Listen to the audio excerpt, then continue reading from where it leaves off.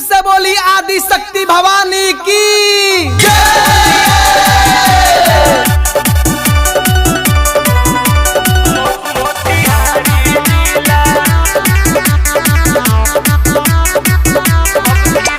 Music by Mantu Mani.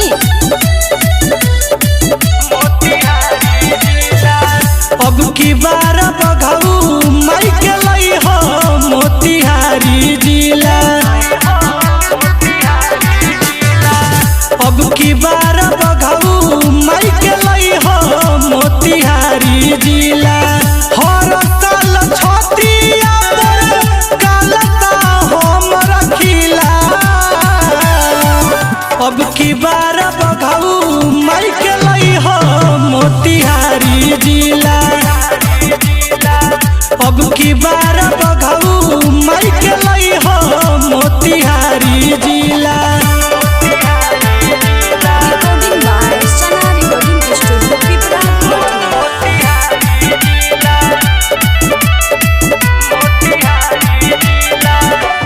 हमारी सपना पूरा दी हो, याद रखी हो जन भुला दी हो। श्रद्धा बकहिए से लागल हो, माई के दर्शन करा दी हो। हमारी सपना पूरा दी हो, याद रखी हो जन भुला दी हो।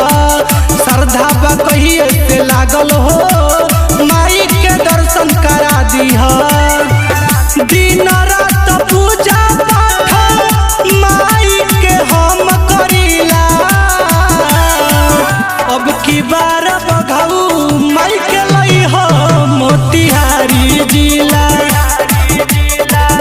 अब की बार बघऊ माई के लई हो मोतिहारी जिला।